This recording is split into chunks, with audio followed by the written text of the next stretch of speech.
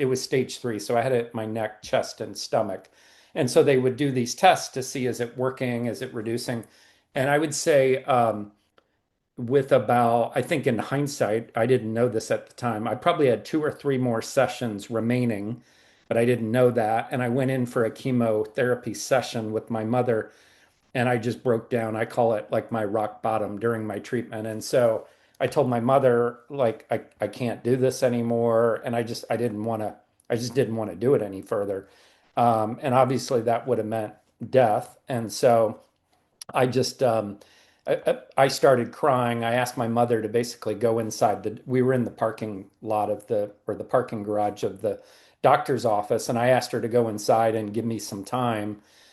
And to this day, I still thank her for doing that because I think it allowed me to hit rock bottom. And I sat in the parking garage for about an hour, just Wow. crying, angry, but eventually I started praying and asking God Mm, just to give me strength to go in and do it again and go through another day of what I knew was coming.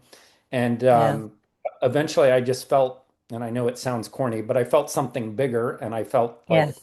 I suddenly had the strength. And after about an hour, I got up, tried to clean myself up, Mm, went inside and got another round of chemotherapy. And then I had like two or three more of those, and those weren't easy by any stretch of the means. But I think that day in the parking garage gave me not confidence. I don't know how to describe it. It gave me the knowledge that yes. I hit rock bottom and Yes. that I could do Yeah. it. And so that was one big turning point. Welcome to Cancer Bites. Bold voices, big insights, and unstoppable energy. Because cancer doesn't get the last word. Well, we will start by welcoming our fantastic guest today, Steve Garraty. Steve, thank you so much for taking the time to join us. We know that here at Cancer Bites, we really want to welcome people to tell their stories, but we also want to share a message of hope and something that's meaningful. And cancer is never easy. Cancer is not something that's neat, and it's definitely not wrapped up in any kind of neat boxes, but we want to be able to honor the experience of those people. So a little bit about our guest today, Steve. Steve was diagnosed at 18 with cancer, and 18, when we think of that as being in the prime of our lives, and Steve received a diagnosis, which for most of us, we can't even imagine having to go through that. And you use that phrase, Steve, a year of hell. And that alone will really, I think, show just how hard you were hit. But on the other side, now, you've survived, you're connecting with people, you're a leader, you're a coach, and you're an author of a book called GreatFruit, and I absolutely love that name. And you were known for putting people first. So I'm really glad you're here. And welcome. Thanks so much for joining us. Yeah, thanks for having me, Stacy and Savannah. I appreciate it. Okay, wonderful. So, I mean, we'll jump right into it. As I said, you use that phrase "a year of hell" to describe your diagnosis. Is there a part of that, without going into anything that might upset you, what part of that experience do you think still lives with you today, the idea of it being a year of hell? Yeah, and Stacy, I guess set the stage. I'm 58, so it was 40 years ago when I was diagnosed. So yeah, I don't necessarily get upset anymore. I definitely think about it on a daily basis. Um, but it was, I think the way they combat side effects has definitely improved, and I know people who have gone through cancer recently that still get hit with a lot of side effects. But back then, for the nausea, there really wasn't anything. Like I would get chemotherapy about every 2 weeks. Exactly every 2 weeks I would get chemotherapy, and it would, slowly drip. The drugs would slowly drip into my veins for about 45 minutes to an hour. And each session I would get more and more sick. A lot of times I would begin throwing up or vomiting during the administration of the chemo. And then my parents had to have a bucket in the back. I was living at home at 18. I had a bucket in the back of the car for the ride home. And then the rest of the day was spent in the bathroom because I couldn't really risk being just one bedroom away and Yeah. knowing that I would make it. So it was just nausea and vomiting, and I would, not to get too graphic, but I would vomit until there was nothing left to vomit. And so it Yeah. was just bile coming up. And Mm. but that was, from that standpoint, that was bad. And then I dealt with, like many do, the hair loss, which at 18, like now, it wouldn't be as big of a deal losing my hair because I don't have any. But back then, that was crushing, losing my hair at 18. And Mm. and then I got mouth sores and a number of other side effects. But yeah, Mhm. I would say mentally was the mental part and the social or lack of social part at 18. All of that just wore on me. And it was about 10 months that I went through chemo every 2 weeks. And that day was really bad. The next day I would feel nauseous, but not really throw up. And then I would go 12 days pretty much living fairly normal. I was going taking college courses part time at a community college. I was working part time. And so I was trying to, for the most part, for 12 days, I was fine. And then I would go in and do it all over again. But the mental part, it just wore me Yeah. down over that time frame. Yeah, I can imagine. And I think when you talk about what you were experiencing and that in those 12 days, I see such a contrast between the 12 days and then the defining moments of when you're actually having the chemotherapy. And I think that really shows me that you never know what someone is experiencing. You Mhm. never know if someone didn't know you and saw you and would have thought, oh, you're fine and normal. And I know Siobhan has gone through that too early in her diagnosis and I've had very, very dear family members succumb to cancer. And there are points when people would say, oh, well, you seem fine, but that's easy to say, but no one can look at that internal landscape, and Yeah. what it must look like. And is there a time that things there was kind of an internal shift for you going through all this? Like what would you describe as like any defining moments as you were going through these ups and downs? Yeah, there were probably a couple defining moments. One, and it's the first chapter of my book, actually. It was, with when you're going through cancer, you usually don't know when the end is, right? You're receiving radiation or chemo or both, and you're being treated. And then periodically, I would get X-rays and CT scans, trying to see, like, is it working? Are the tumors shrinking? It was stage 3, so I had it in my neck, chest, and stomach. And so they would do these tests to see, is it working? Is it reducing? And I would say, I think in hindsight, I didn't know this at the time. I probably had 2 or 3 more sessions remaining, but I didn't know that. And I went in for a chemotherapy session with my mother, and I just broke down. I call it like my rock bottom during my treatment. And so I told my mother, like, I can't do this anymore. And I just didn't want to do it any further.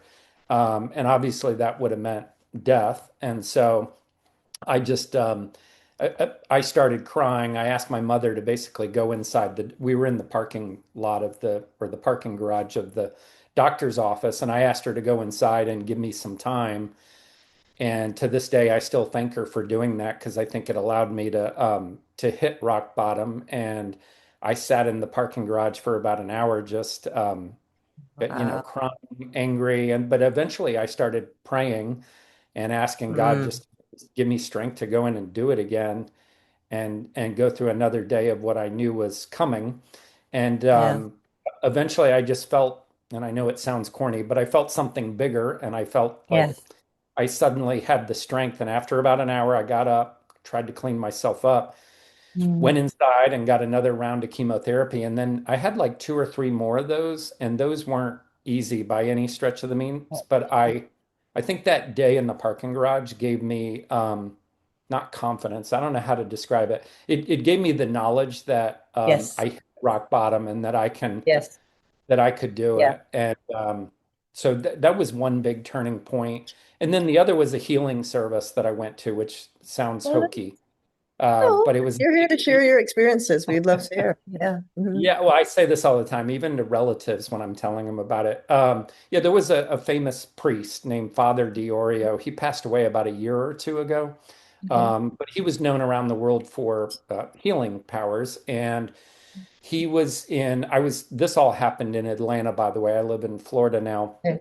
But he basically he came and we bought tickets. It was actually my girlfriend at the time and her family. My girlfriend's father, had gone through a couple heart attacks, and he was very religious man, and he knew of Father Diorio. And so we went down to the Omni, which is where the Atlanta Hawks basketball team used to play, and all the concerts were there.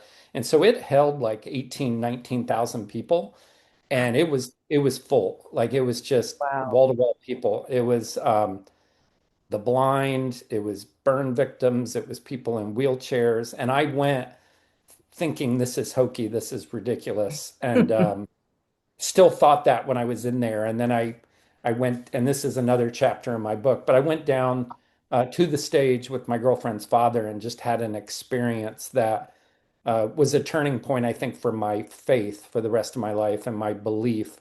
And yeah, it just, I guess I was shown a miracle, at least I believe I was. And then it was after that, the next oncologist visit I had, the oncologist, it was the first time that he confirmed the chemo was shrinking the tumors because this was fairly Uh-huh. early on in my process. Yeah. So, Yeah. um, yeah, I view it as a miracle, but that was a turning point, I think, in my faith and how I leaned on God because I was angry at God when I found out Yes. cancer. I was Yeah. like, why me? I said, why me a million times, but Yeah. um, that healing service was a turning point. That's wonderful. And I think it's so great for you to share that story, both of them, particularly that idea of hitting rock bottom. I think it shows us that we can't be afraid to do that. There's often a lot of fear associated with that what seems to be an epic, endless fall to rock bottom, right? And you Yeah. think, I can't let myself fall over that precipice. What will happen? But when you do hit rock bottom, I've experienced some ways in my life and people I know, you have to, that's when you get up. That's actually when you get up, and that's when you process so many things. And that is a defining moment upon which you build the strength to keep going, I think is wonderful. And I think it very much complements the idea of faith and the idea of what is a miracle. A miracle can be a quiet belief, or a miracle can be that moment with, 19,000 other people. But whatever it was, I think each of us can own our own miracles. And I think that was really, really wonderful to hear that story. And I think it Yeah. will inspire a lot of us to keep thinking about healing and think about perspective. And in terms of your perspective, just generally, how do you think that, in any way you want to describe, whether it be your faith, whether it's the idea of healing, of coaching, how do you think this negative and now positive experience has led you to change your perspective? Yeah, it was I like to tell this story because it Mm. was, believe it or not, it was a movie that started to change the way Oh, I viewed my perspective. So I went through chemo, what would have been my first year in college, because I graduated from high school in, I guess, April, May timeframe. And then I was mm. diagnosed on July 4th. So I got Oh, surgery wow. on July 3rd, and the surgeon called our house on the 4th with the results. Wow. And so anyways, so I found out then and then went through, 9.5, 10 months of chemo, finished up in the spring. And then that fall, my hair grew back over the summer. And that fall, I went off to school, to college, and was just trying to forget about cancer and live Mm. what I would call a normal life for a Hmm. 18, 19-year-old at the time. And that Christmas, when I was going home, a friend of mine suggested, he said, have you ever watched the movie It's a Wonderful Life? Oh, And I had never seen it before. And I'm dating myself. I went to Blockbuster and rented the movie. wow. I remember Blockbuster too. Yeah, and I went home and watched It's a Wonderful Life, and like I was bawling by the end, and it Yeah. was because it really resonated with me. It was for those of your listeners maybe that hadn't seen the movie, it's this guy that's got, I think it's 3 or 4 kids, and he's got, a great family and a support system, but he grows up in this small town and he desperately wants to get out, and he's just a glass half full person, I would describe. And he wishes he basically thinks about committing suicide, and an angel intervenes and grants him a wish that he had never been born. Second half of the movie, he's able to kind of see the impact he's made on people around him. And so that Wow. movie, I started to see Clarence, the angel, as for me, that was cancer. It was like a wake-up call for me. Mm. And so I started viewing my experience with cancer as like what can I take out of that experience to help me live a better life moving forward. And I would say like it was appreciate like I think I'm very appreciative. I try to live with a lot of gratitude. And then you Yeah. mentioned this, Stacy, up front. I try to help people. I think it's why I've been in leadership. I think that's what Yeah. led me to leadership early in my career. Yeah. But I just really like helping people, whether it's through philanthropy or people reach out to me for career advice, whatever it is. Um, but it started with my perspective. Watching that movie about 6 months Wow. after I finished chemo, it really got my mind working. And so now every Christmas I watch it, 3, 4, 5 times. Um, but it just really resonated with me and it started to shift my Mm, perspective. Instead of being like mad at what I went through and I want to mm, forget about it, I don't want to think about it, which was impossible to do. I started yeah. thinking like, how can I use that experience to try to, life is short. So how can I live the rest of my life as best as possible? And then two other examples I would give you are statistics that when I got sick, the oncologist, this was 1986, the oncologist Uh-huh. said prior to 1970, there was no cure for what you've got. Wow. Yeah, he was like, I'd be telling you, Wow. you've got maybe a year top. So that always Wow. struck with me that I need to enjoy each day that I'm given.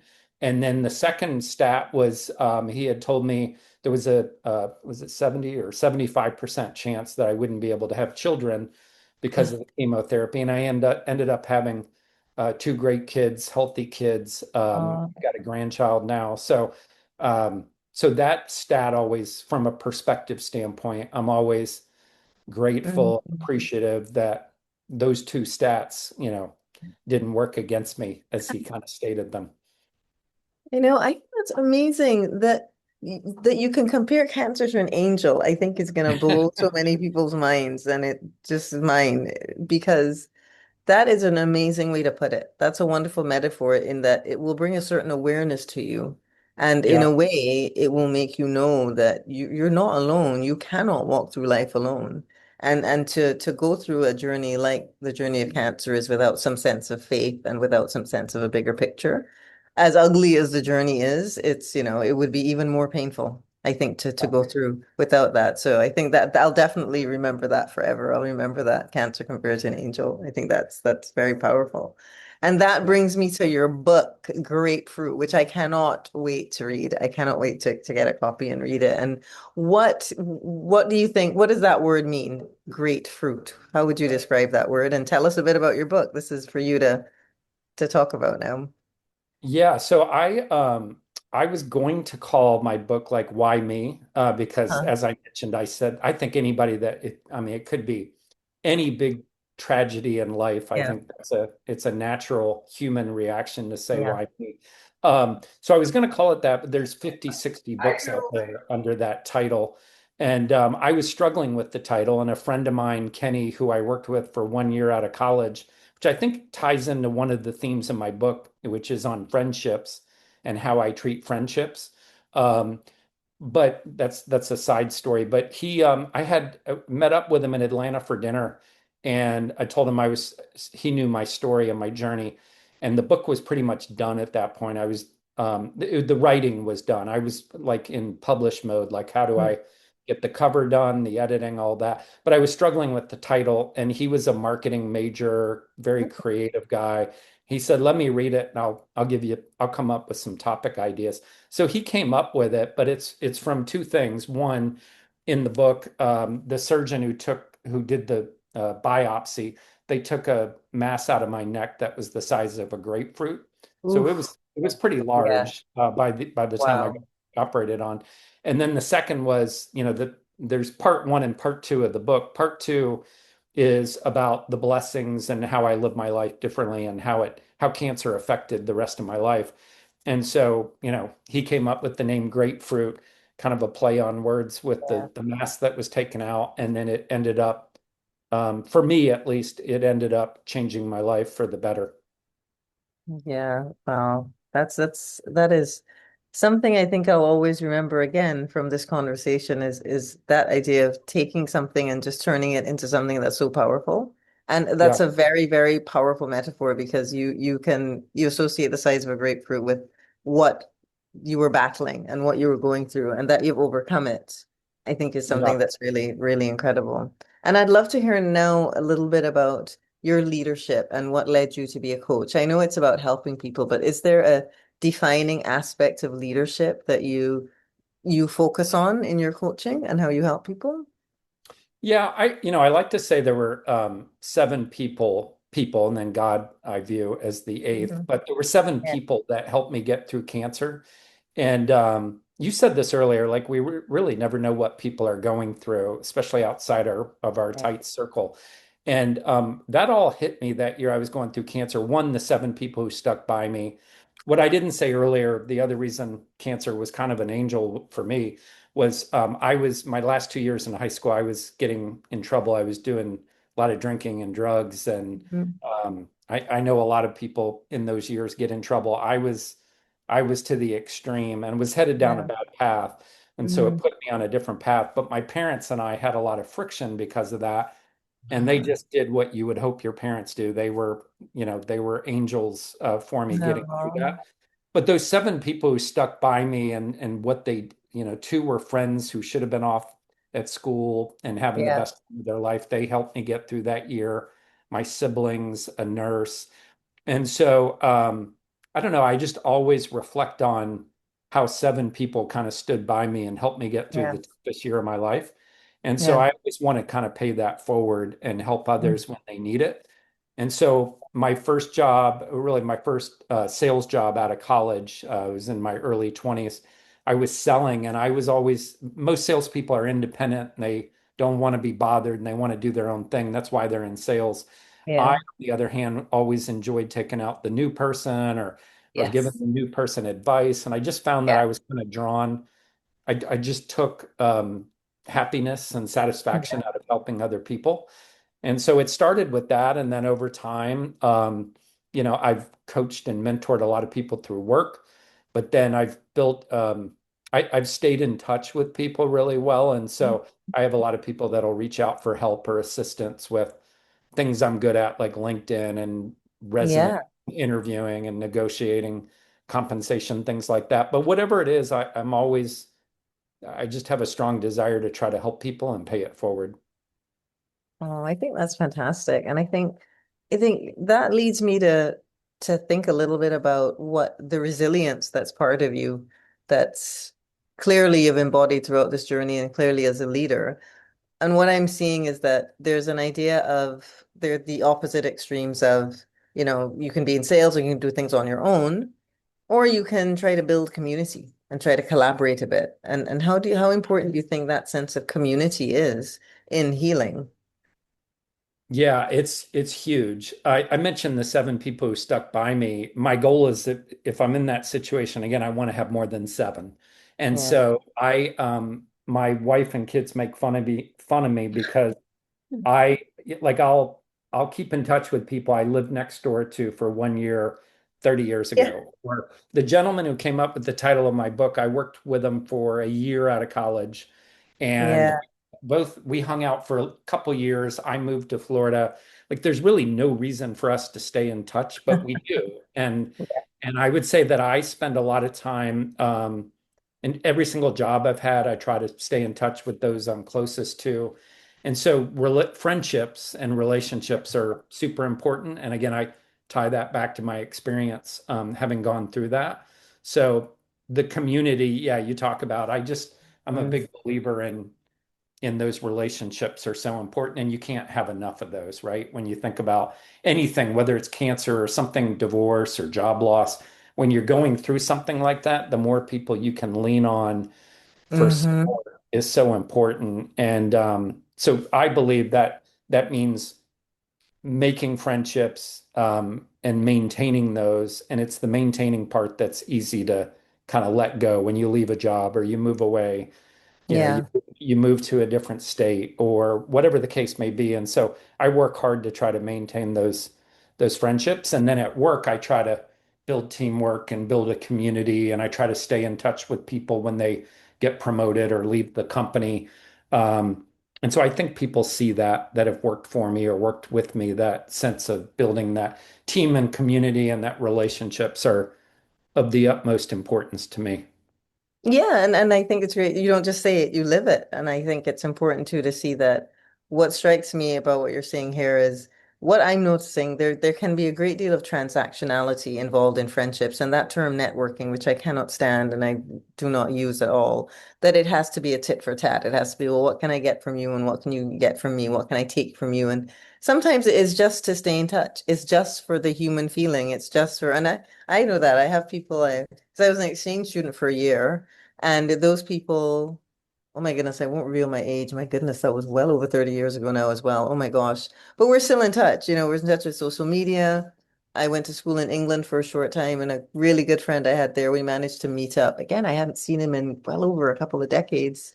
I was in London, and I'll always do that. Like I'll always, and now to me, that's the great thing about technology. Gosh, I'll age myself again. You talk about Blockbuster, writing letters. I used to write letters and postcards before the Yeah. internet was invented, you know.